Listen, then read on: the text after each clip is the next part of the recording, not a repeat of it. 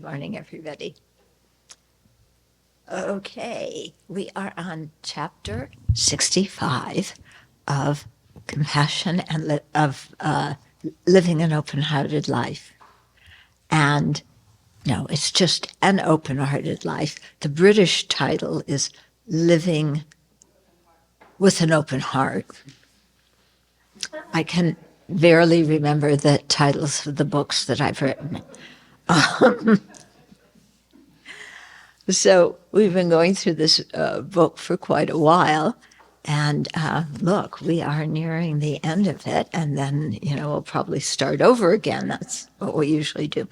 So this chapter is on compassion and ethical living and the relationship between the two of those. So I always like to start out with a few minutes of silence, watching our breath, letting the mind settle down. And we'll generate our motivation and then have a talk and some sharing.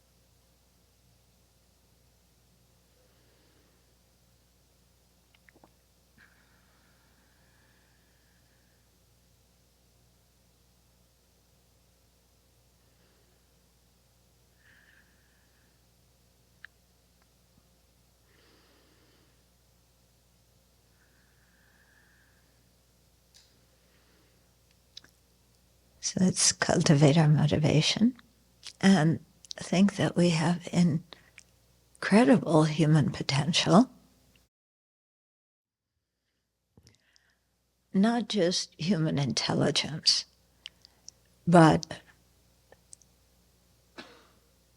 we have an ethical self. We have a part of ourselves that feels good about our actions and our thoughts, and another part of ourself that knows when we've messed up.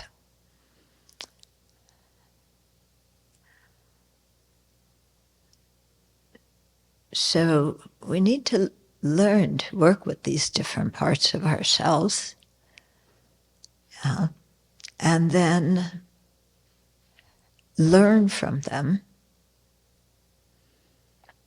in such a way that we can have very clear values and live according to them as best as we possibly can in various circumstances. And we do this not only for our own welfare, our own peace of mind, our own good relationships, but also as a contribution to society. Because even though we're just one individual, we can influence a lot of people in a virtuous way, in an unwholesome way. So with a sense of compassion and care about other living beings, then let's have a determination to live in a valuable way, not valuable in terms of making money and being famous, but valuable in terms of being able to share love and compassion, to be able to enhance each other's life and bring out the best in the people around us. And in the long term, do this so that we can follow the path to full awakening and gain the skills of a fully awakened one.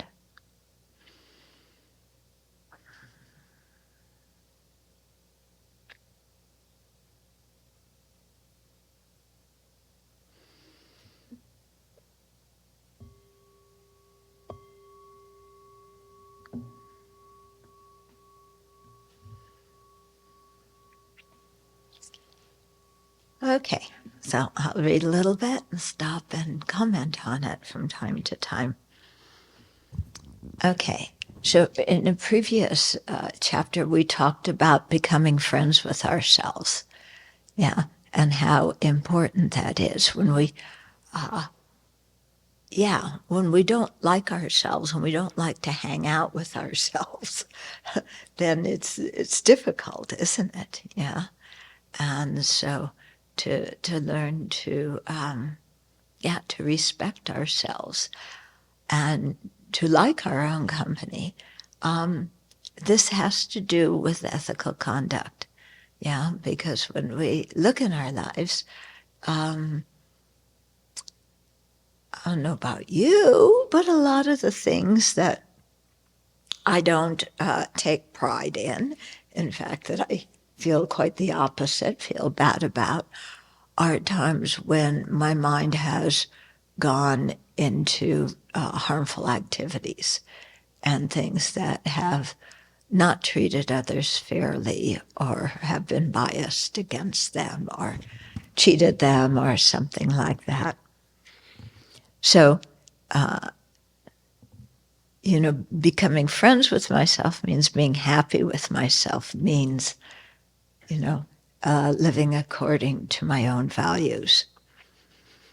Okay, so in the process of becoming friends with ourselves, we will discover that living ethically is the foundation of a happy life. Yeah. All too often, people see ethics and morals as external rules imposed on them without their consent. This is the Sunday school mind. Yeah, the little kid's mind. It's like, do not do that. Yeah, or else. Yeah, and saying hearing all the things your parents said to you that you vowed you would never say to your kids, and that come out of your mouth anyway. Okay. I see some people know what I'm talking about. Okay. So unfortunately, nowadays, ethics and morality are increasingly politicized.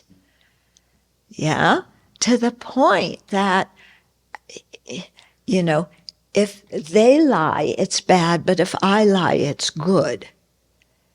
That's not ethics and morality, that's politics.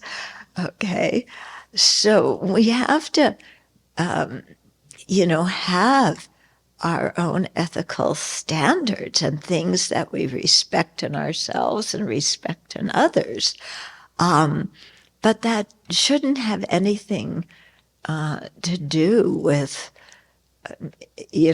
political decisions and things like that. Yeah.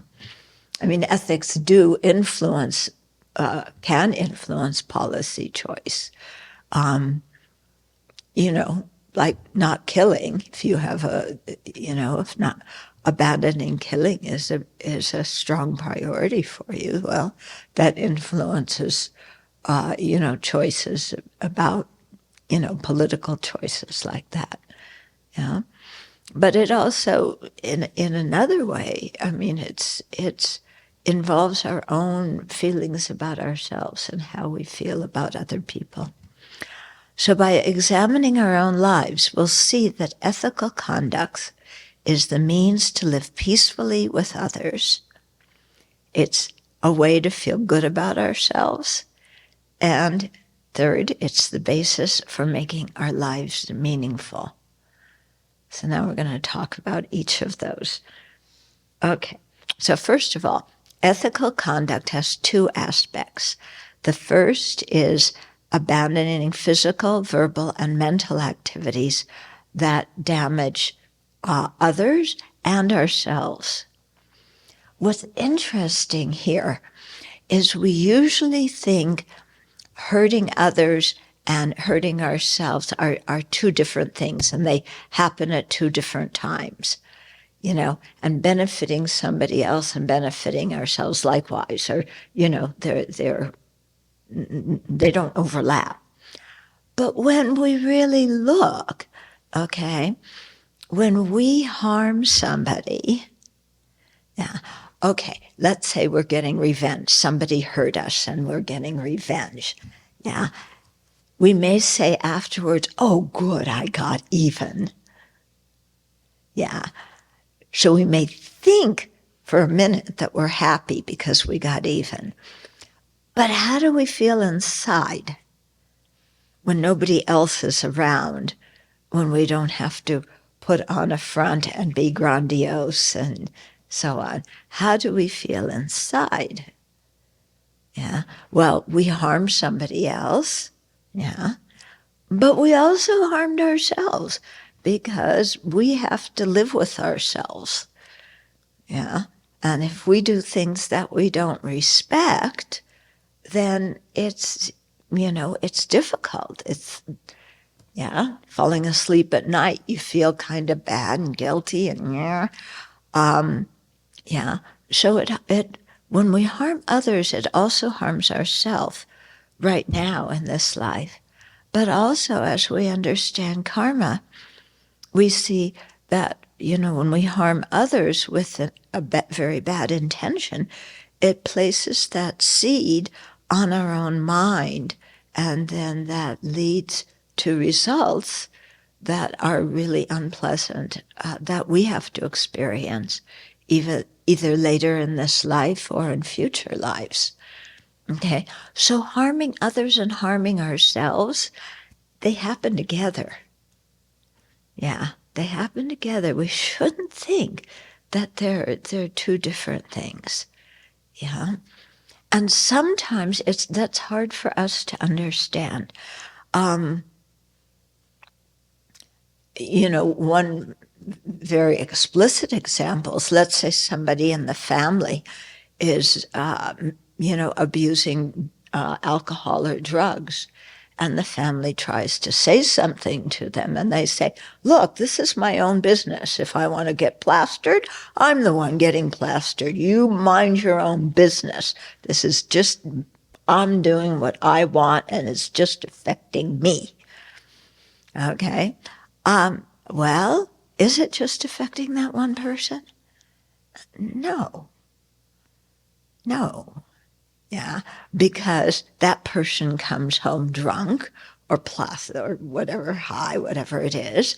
Maybe they're in a bad mood. What happens? You pick a fight with your spouse. You beat your children. It affects them. And then, then the next day when you're a little bit more balanced, you go, oh my God, what did I do? And don't feel good about ourselves.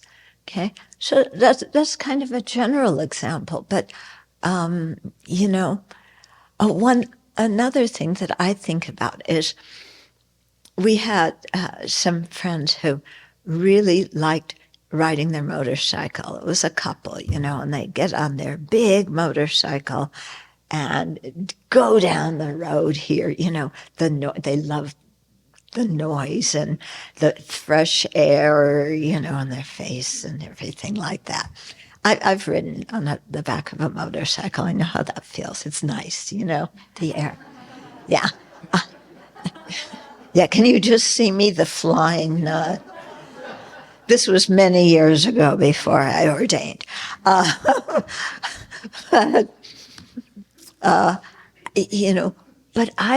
and they did not want to wear helmets. Yeah. It's my life. If I don't want to wear a helmet. That takes all the fun out of what I'm doing. And it's my life. I can choose what I want to do with my life, can't I?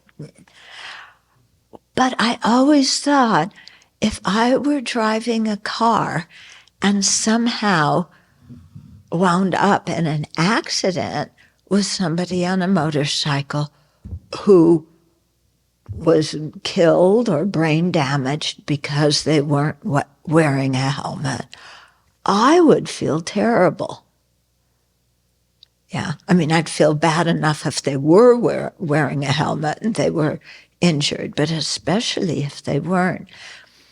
And, so this may seem to the people writing the Bible, well, my life doesn't affect you, but it does affect other people.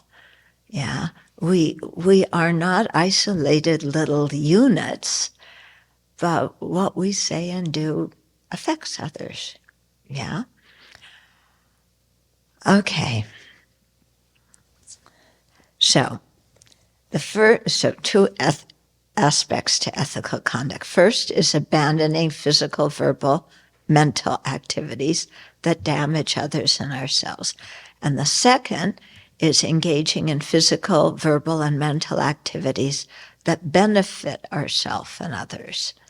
Okay, so for example, whether we follow a religion or not, we know that harming others by killing or injuring them,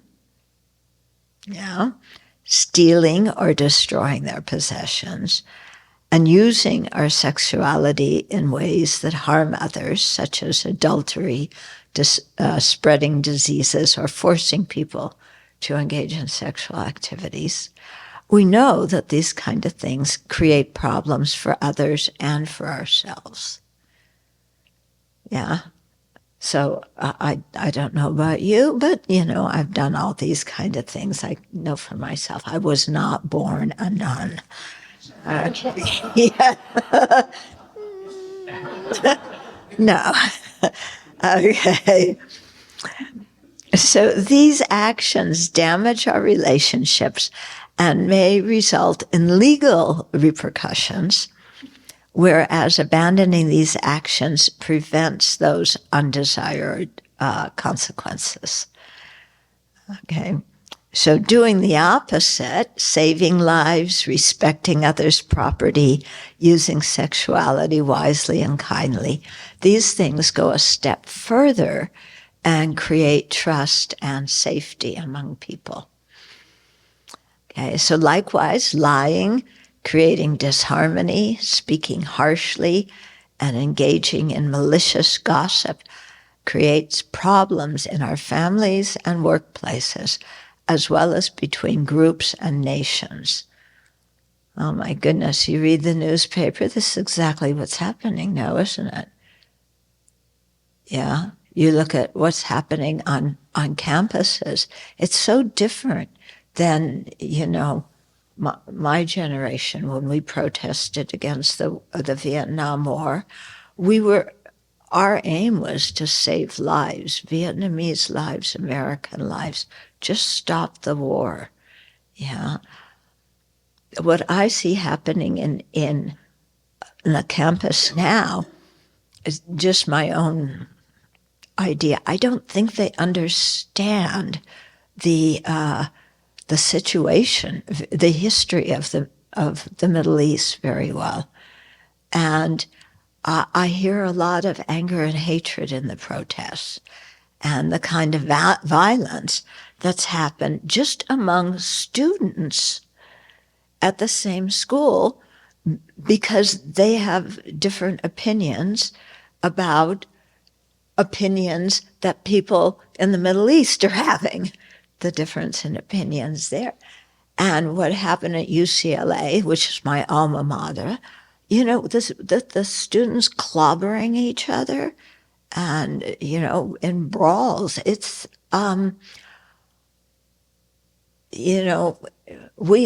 my generation, we wanted nonviolence. It was very Sometimes there were tussles with cops, but basically it was for nonviolence.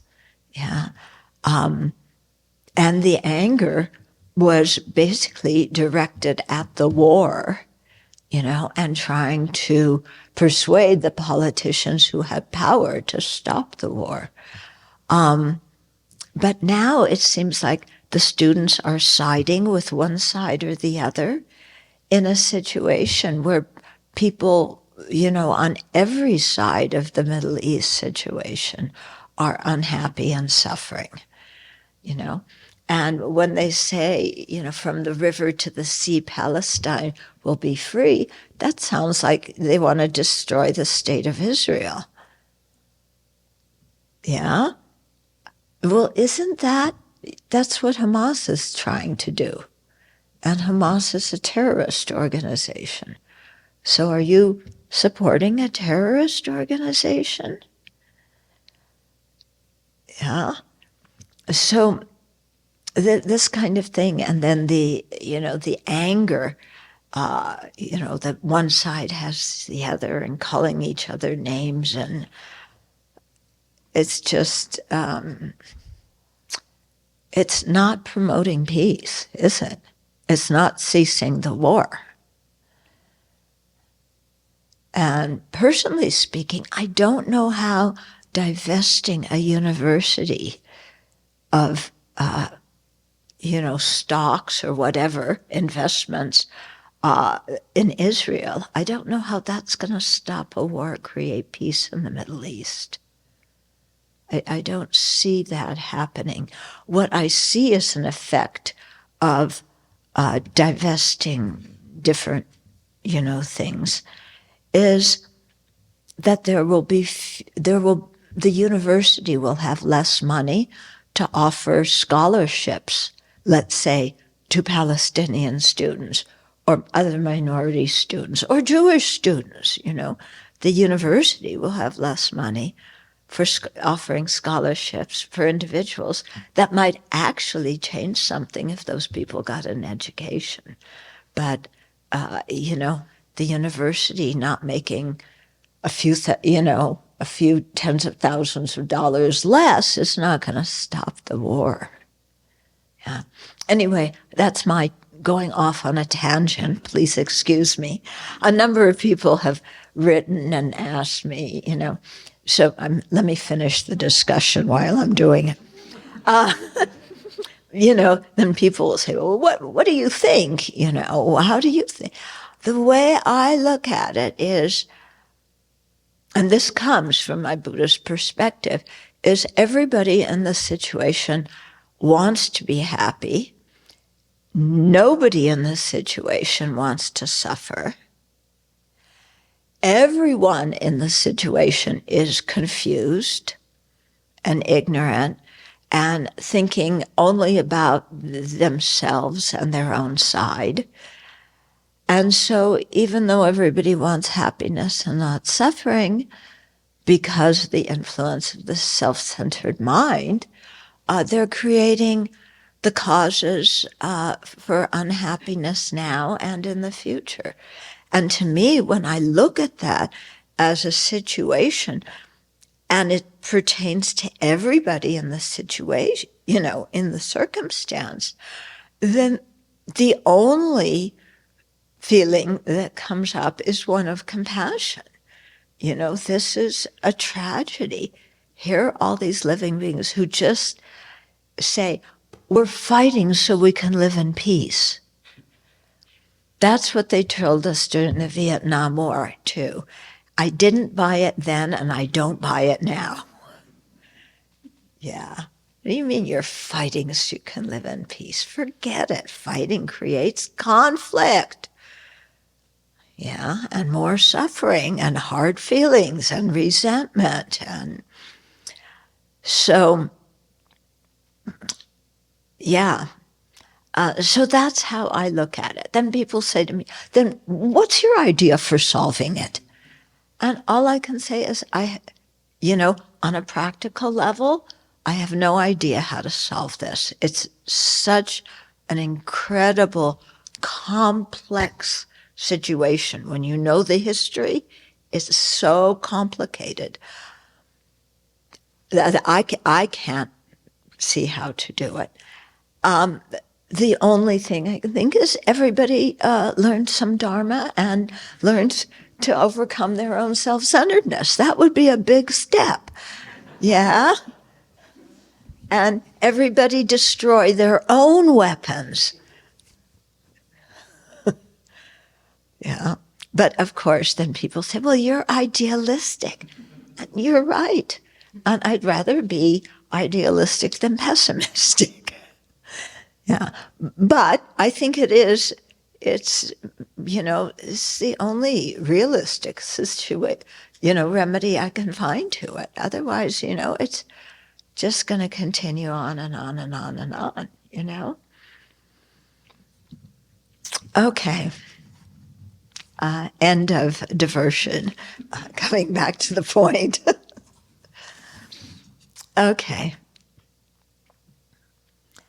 So here it was talking about speech, lying, creating disharmony, speaking harshly, and engaging in malicious gossip.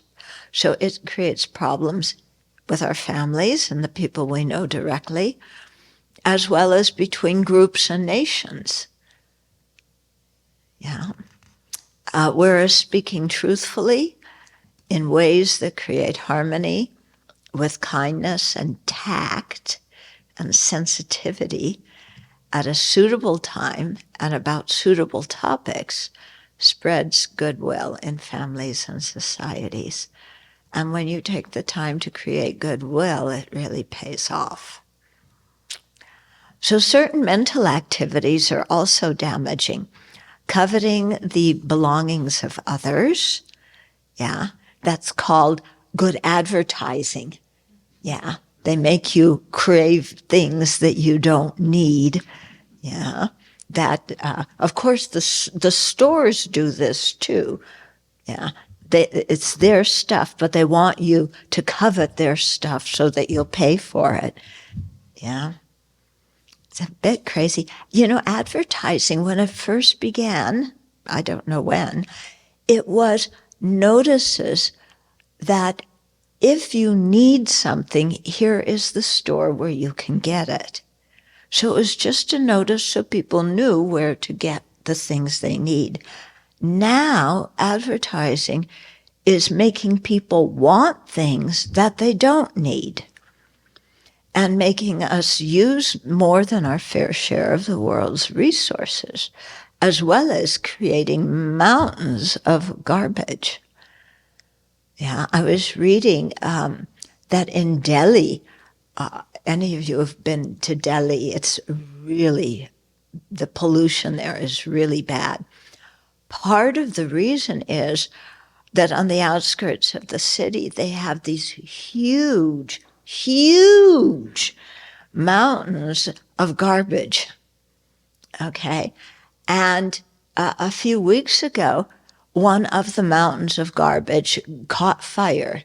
I don't think anybody lit it, but just the ingredients there, because now it's the pre-monsoon in India and it's really hot, so the garbage dump caught fire.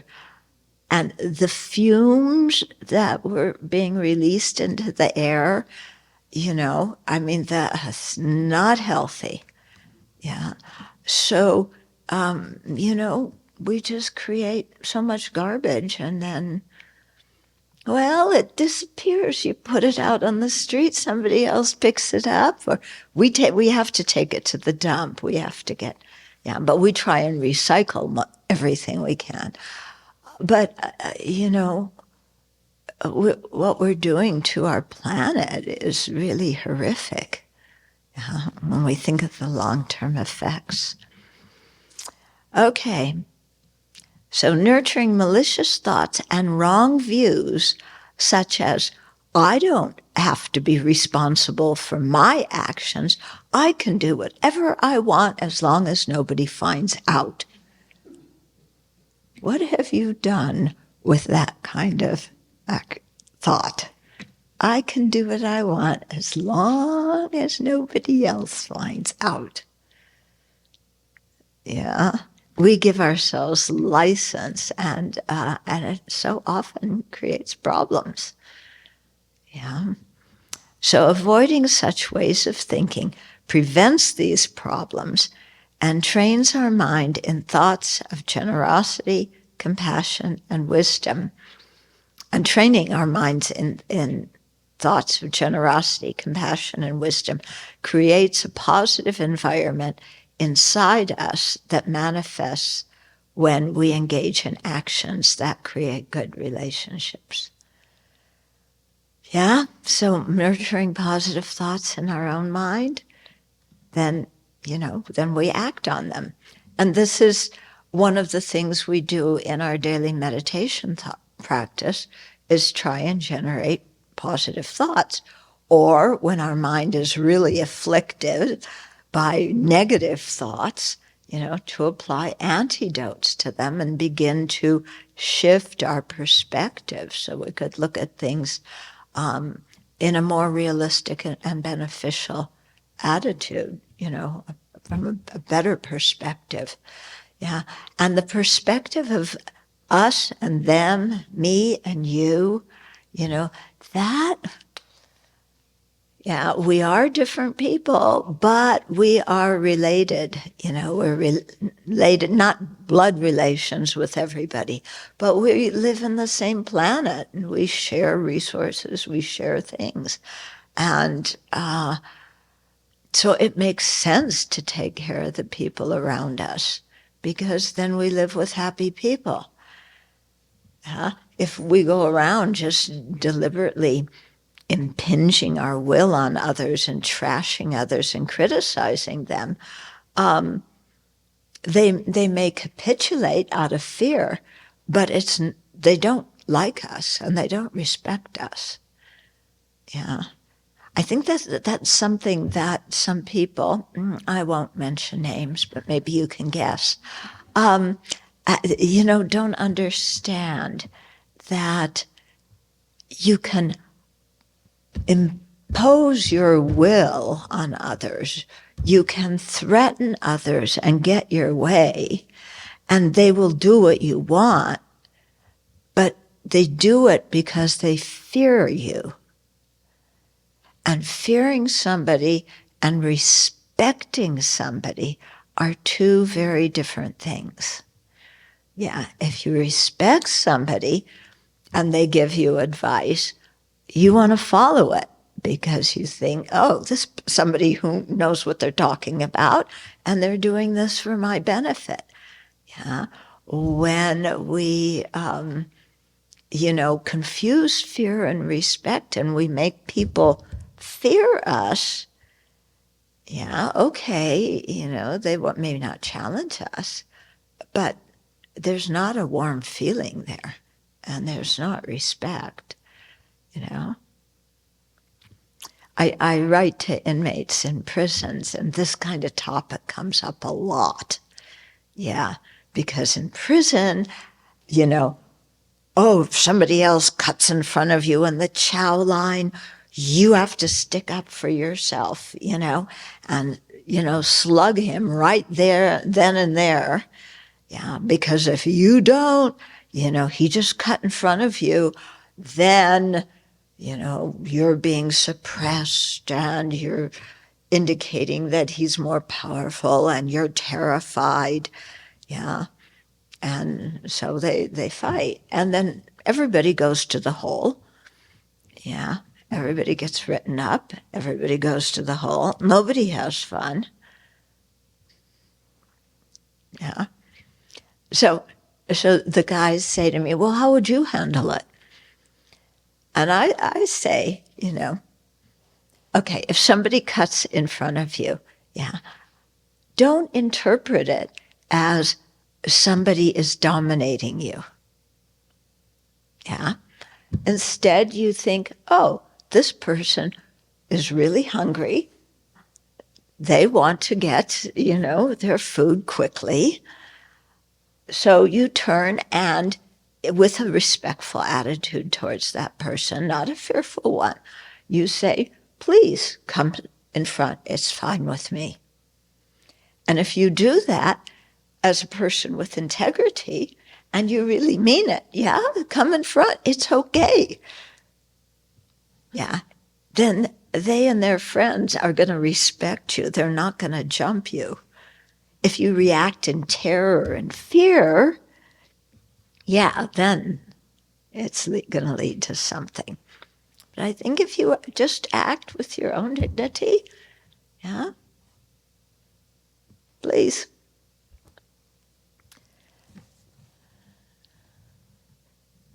I have a friend who, somebody who rear-ended her in Seattle, and she got out of the car and they prayed together. Yeah, while they were waiting for the police to come. And I thought, wow, that was such a nice way to handle it, because she could have gotten out of the car and given this guy a piece of her own mind. But she didn't do that. She realized it was an accident, and she suggested, let's just pray together. And they did for a few minutes. The cops arrived, took the information, and so on. Yeah. Okay. So we all want to live in a safe environment, and ethical conduct creates this safety. Imagine for a moment that for one day on our planet, yeah, everyone abandoned just one of the 10 non-virtuous actions. So let's say for one day, everybody abandoned killing. Okay? Imagine what the front page of a newspaper would look like if for 24 hours, everybody on the planet didn't kill. Yeah, the front page would look really different, wouldn't it? Yeah. So many lives would be saved, so many families would be spared the anguish of losing a loved one. Okay? So we can see that living ethically is an expression of our compassion for other living beings. Yeah, compassion is not pity. Compassion is just wishing somebody not to have suffering and the causes of suffering. Yeah. So we want them to be happy, not to suffer, and we're committed to bringing about that kind of happiness for others through what we do and say and think, and that's where spiritual practice starts, I call it stop being a jerk. Yeah, that's my colloquial expression for ethical conduct. Because, when we, engage in actions that harm others, self-centered, greedy or angry or jealous or egotistical actions, yeah, we harm others, we harm ourselves. Isn't that the ultimate of being a jerk? Yeah, you harm yourself and you harm others for no good reason. That is jerkness. Yeah? So if we stop being a jerk, everybody winds up better off. Yeah?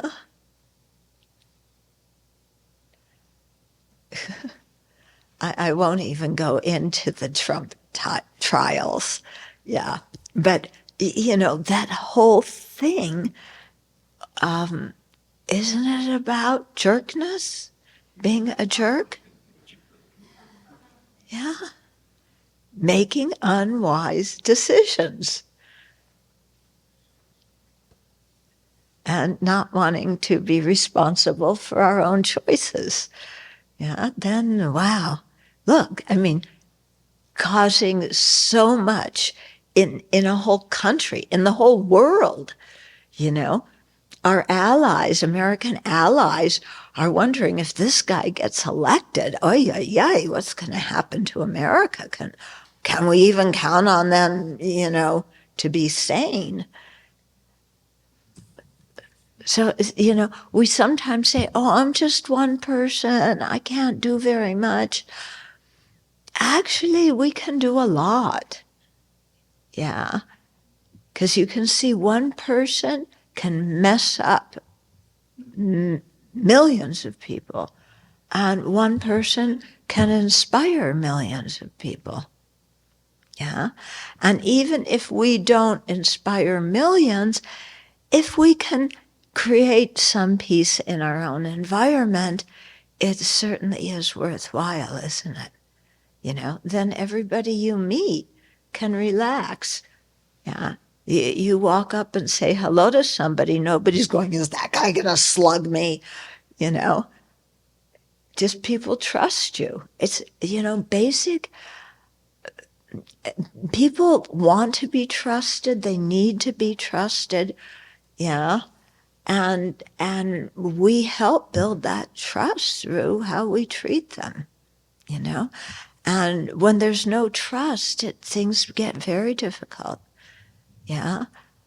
Because instantly we start projecting all sorts of faults and bad motivations on the other person that they may or may not have. Very often they don't have. But when we trust them, yeah, then we act in ways that, you know, facilitate their good qualities to come out. I once thought about it as like playing the piano, you know. You see people playing the piano who are really skilled, and it's so automatic, yeah. And they play the piano and bring out these beautiful melodies. And I was thinking that the way we treat other people is like playing a piano. And we can treat them in one way that really brings out their good qualities.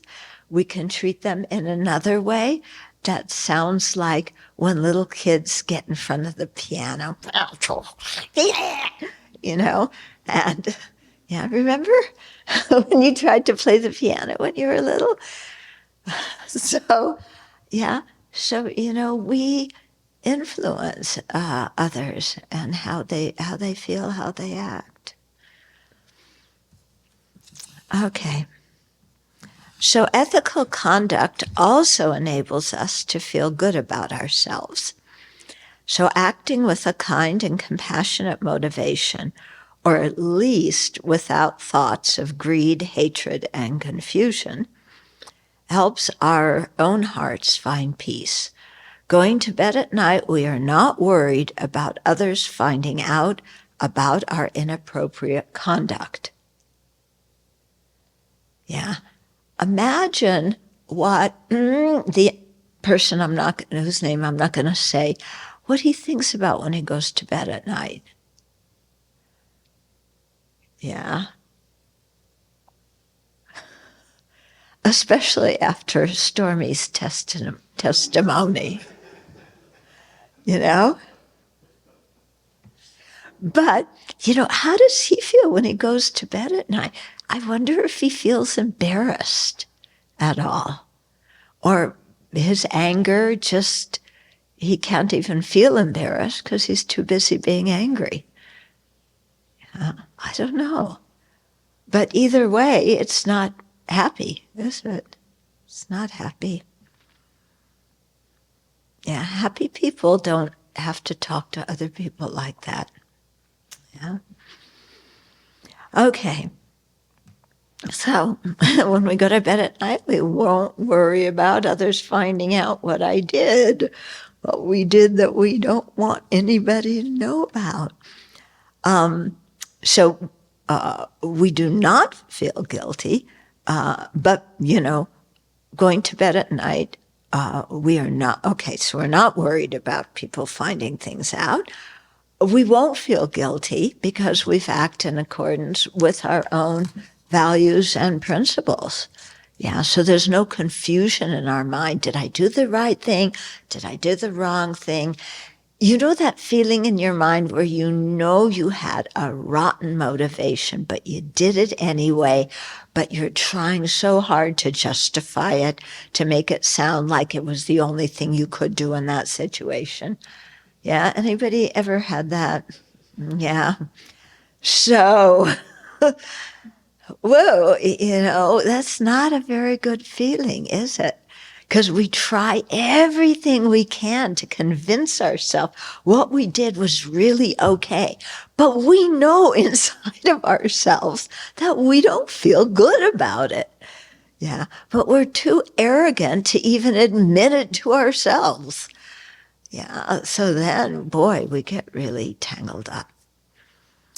Okay, when we act according to our ethical standards, our hearts are free from the remorse that comes from hurting others, especially those that we care the most about. And those are usually the people that we hurt the most, the people we love the most. We say the most horrible things to them and often do the most horrible things towards the people we love the most. Isn't that strange? We human beings sometimes don't make any sense at all. Yeah? So having done nothing that others can use against us and not giving anyone reason to resent us or retaliate against us, our minds are tranquil. Yeah, we can go to bed and we feel safe, we feel peaceful. The kind of inner peace and contentment that come from living ethically is more valuable than any amount of money, fame, or recognition. And that's really true. Because the whole world can tell us we're wonderful, but when we don't feel good about ourselves, we don't feel good about ourselves. In short, living ethically is a way of treating ourselves compassionately because it prevents our own suffering and enables us to feel good about our own actions. So if you want to be kind to yourself, treat others well. Furthermore, living according to our ethical values makes our lives meaningful. When we die, and death will come to all of us, we will be able to look back and know that we solved more problems than we created. Yeah. I learned that phrase in college in some group when somebody was asking us about what we wanted in life. And one of the people in the group said, I want to solve more problems than I create. I thought, that makes sense. Okay. So we will be free from regret and remorse and will be confident that our lives were well spent. We won't lie on our deathbeds wanting to apologize to people we harmed or struggling with anger towards people who harmed us. Rather, we'll rejoice in our lives knowing that we shared love and acted with kindness and compassion. We'll feel satisfied that we touched others' lives in ways that benefited them. Isn't that a way to feel good? Yeah. When you've touched others, even small things that you know have benefited their lives. Whether we believe in rebirth and afterlife or are not sure what happens after death, we prepare well through living ethically. And then also, when it comes time to die, we don't have any regrets. We are not afraid of anything because we've lived, we've made good choices coming from good values with some self-discipline mixed in. Okay, now here's the reflection. So consider the role of ethics in your life. not those based on external rules, but values and principles that you hold, that you've thought about and you've decided are how you want, things you want to live by. Do you engage in any behaviors or ways of thinking that are harmful to yourself or others, such as abusing drugs or alcohol, nurturing resentment, or manipulating others? Yeah, those actions harm others, they harm ourselves. Do you often lie to cover up something that you did which you don't want others to know about? Let's change the subject. Yeah. So contemplate how these thoughts or actions adversely affect your life and the lives of others, and generate a strong intention to begin to change these habitual ways of thinking, speaking, and acting. Consider how much better you would feel about yourself and how much better your relationships with others would be if you leave those destructive habits and actions behind, and think of specific activities that would help you to do this. You may want to consult a mentor, a clergy member, therapist, or life coach to help you. Yeah. But how much time have we ever spent just thinking about how we can benefit others? When we do, it's usually towards somebody that we're attached to. Yeah. But how about just even beyond that? How much time do we spend thinking about, how can I play the piano with that person that brings out their own inner beautiful melodies? And especially trying to do it with a person who's difficult. Yeah, we all have people who are difficult in our lives. Of course, we are not somebody who's difficult. Yeah. Well, so nobody finds us difficult, except, but no, nobody finds us difficult. We are always very good. But we have difficult people in our lives. But what about if we changed our way of talking to them? Yeah. How would that change the relationship?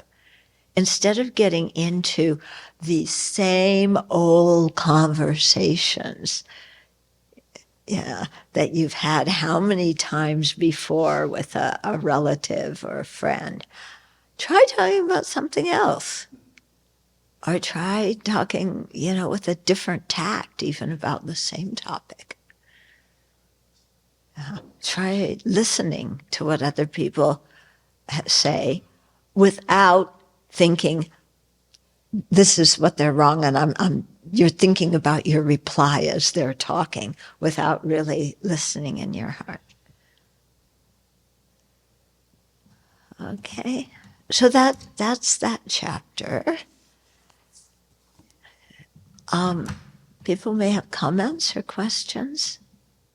Everything that you said about learning to become a good friend with ourselves, being our own good company and feeling good about ourselves makes a lot of sense to me.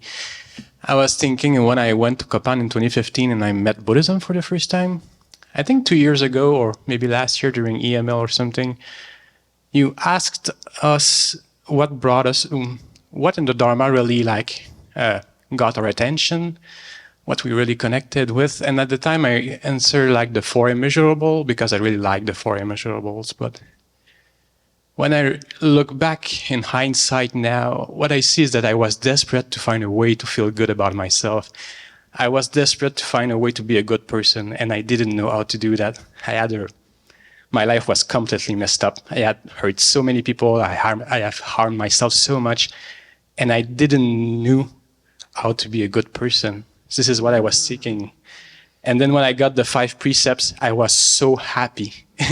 And then when I learned about the Buddhist alpha vows, I took them right away. I wanted them, not because I knew that I could like uphold them so well, but I was so desperate to find a way to be a good human being. Yeah, so that's really... Yeah. Good. As I've gotten more into Buddhism, past 2 years, I've thought about in the past how all the major problems in my life, interpersonal conflicts, were due to, my kind of self-centeredness. And as I start to wear away at that more and more, how much happier I've become. Yeah. Yep. I found the same thing. Yeah. My self-centeredness has a remarkable ability to ruin things. Even though that attitude pretends to be my long-lost and long-lasting friend, it's not a friend. I think something like denial too comes into play for this over a lifetime or over a period of time. Because when I reflect back over my life, sometimes we grow up in a familial culture where these aggressive attitudes or where we permit ourselves to do unskillful speech towards others because we think they deserve it, or we're smarter than them, or whatever it is. We may try to protect ourselves from that truth through denial, but then eventually something will come up. Maybe we're doing a purification or something like that, and then all of a sudden all of those attitudes and little things we said can come flooding back in. And I remember during a time of that, and people were walking by me, I was so ashamed of myself and trying to sit quietly. And people would come by and like, how are you doing? And I would just start apologizing. I didn't even know what I was apologizing for. But then later in life too, kind of realizing that these same kind of unskillful ways can manifest in things like codependency, unhealthy relationships that we have. And then that can affect our mental health, our emotional health. And something will come up again, and it's like, oh, what's happening to me? What's happening? The things that used to work don't work anymore. And then we have to get real, go deeper. And, begin to reevaluate. Learning to be honest with ourselves is difficult, and learning to really correctly assess our own motivations and our own actions is also difficult, because we go to one extreme of, well, that was actually good, when maybe it wasn't, or maybe it was only 50%, or, oh, that is such a horrible thing, nothing good in it at all, where we just, want to pound on ourselves, but that doesn't do any good. And we have to be able to be honest and forgive ourselves, forgive others.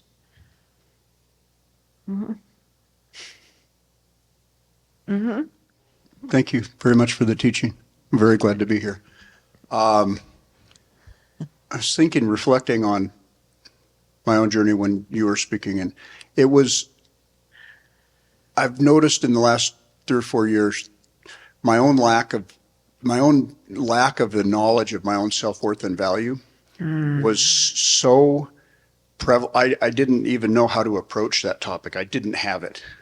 And and because of that, I was desperately seeking validation from the outside, and that drove my ethical decisions.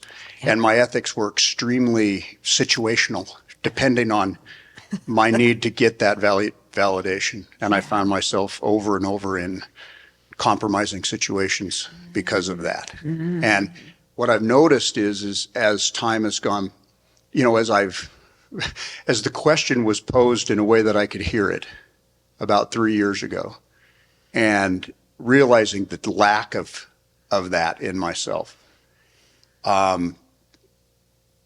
combined with doing a values exercise that allowed me to actually, I'd never done it in my whole life, think about what are my values, right? How do I want to behave in the world, independent of this need for validation? Yeah.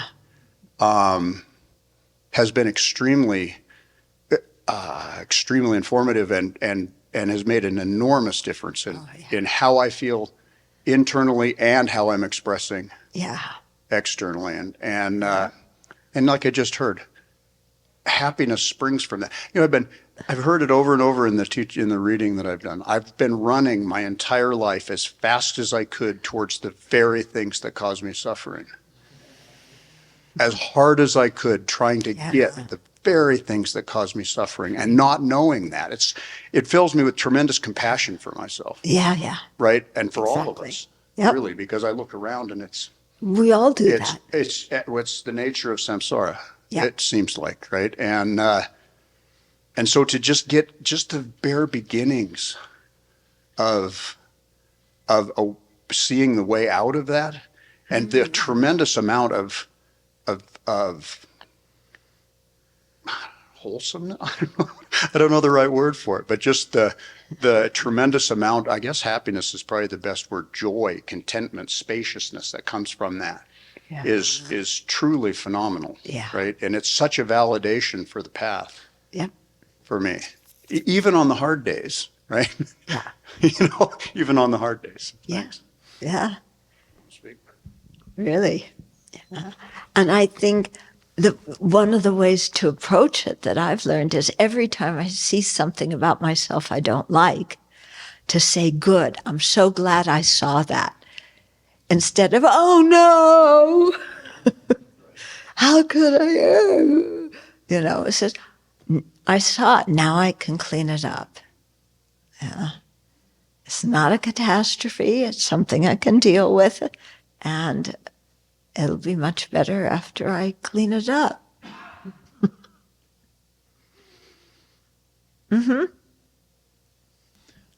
Good afternoon, everybody. Thank you so much for the talk. Kurt and I are just so grateful to be here. It's wonderful. Thank you all. And for the hospitality, and we just feel so welcome. It's very nice. But this line just keeps coming to my mind, and it did during your talk, is virtue is its own reward. Yeah. Virtue is its own reward. And as you spoke about earlier, and I've heard before, there's a difference between intellectual understanding something in our brains and our minds and a deep, whole knowing of something. And so when I listen to these talks, I get so filled with gratitude because this path is bringing me to that knowing, capital K, more and more and more. And it's so simple, really. It's so simple, right? Know my ethics and just choose behaviors based on them. It is not that hard. It really isn't.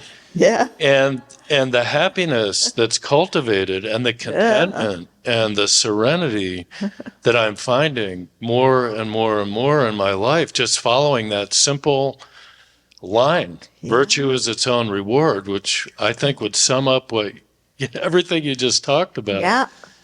And the other thing I wanted to mention is I do scratch my head and wonder, what, with the examples you gave about the protests and about politics right now, and what the heck has happened? I mean, some people will say, well, Buddhism or Eastern teachings are relatively new to the West and it needs to catch on and, people will get it.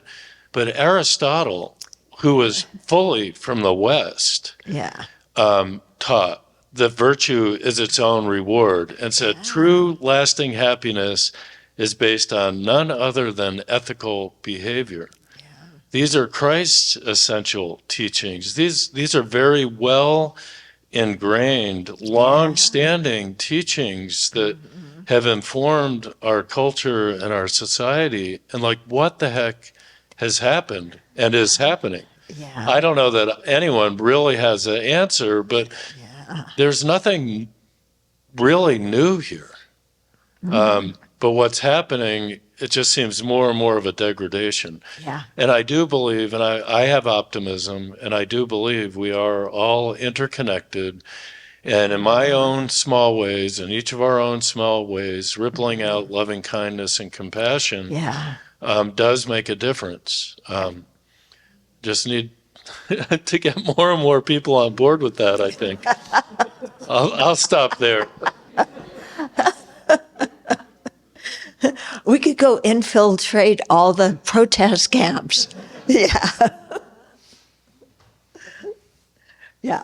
To respond to your question by something that I was going to try to do a BBC on this thing I read, but it's way beyond me. So I'll just share the part of it that replies to that. And there's this group that did this study that are psychologists, and they're really doing very deep studies about Buddhist practices. I remember when I entered Buddhism a long time ago, I just thought Western psychology is like in the Dark Ages. But this study actually, they really got the concepts of Buddhism and they tried to use their method with it, which is beyond me. And they're neuroscientists and this and that. But what I read in there and so they're trying to see how having a compassionate attitude and being able to relate to others, how it really makes a difference. And they're trying to show that and prove that and then, put this out in the world. But some of the stuff that they cite in there is they do show that from their psychological studies that we are more divided than ever. We are less harmonious than we were 20 years ago.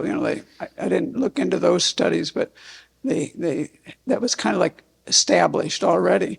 And one of the things they cited, which made a lot of sense to me, was the thing of we're all like in our own, for people who are online and on social networks, we're all actually now in our own silos. And so the lack of understanding between people is actually probably increasing because of that. So this really points to the need, I think what people are understanding is we really need to dialogue more. We need to understand other people more that are so different from us and get out of our silos of news feeds. It's one thing that contributes. I'm not saying it's any answer, but it is a contributing factor when you can't really understand where another person's coming from. Yeah. That's not going to help. Very true. Very true. So, yeah. I have a friend who deliberately, if not all the time, but periodically, reads the news from the station that he doesn't want to read it from. He said just to get an idea of what other people are thinking, what's important to them, whether we agree or disagree, just to understand. Yeah, and that's valuable.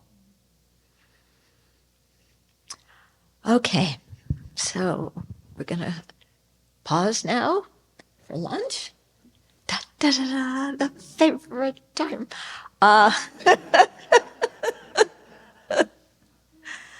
Okay, so let's dedicate the merit and rejoice at what we've done as individuals and as a group.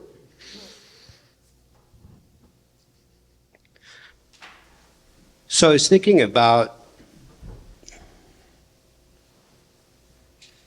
how earlier I talked about like my self-centeredness being like kind of the source of all my unhappiness. But,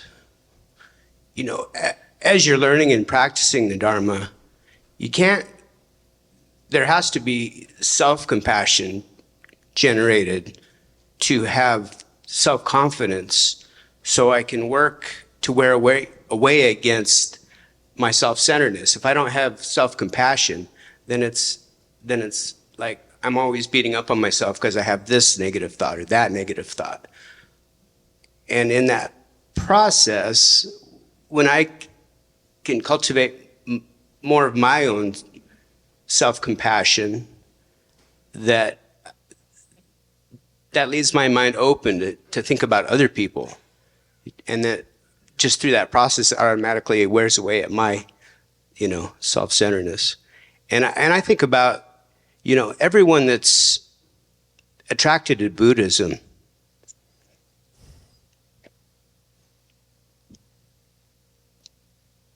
is just so intelligent and knows that, really, and especially this tradition, I think. And then they know that something's not right, the way they think. Right now, I think they're going to have a tour later of the Buddha Hall that's being constructed, and how that is going to, cause many other people to come and visit the Abbey and spread these wonderful teachings so they can help their lives. And a handful of generous donors have offered to match up to $216,000 any money raised towards the hall. So it's very, very close to being completed. And all the buildings and the wonderful teachings that you see here are all solely funded by generous and compassionate donors. So I invite you to contribute to that if you can. Thank you.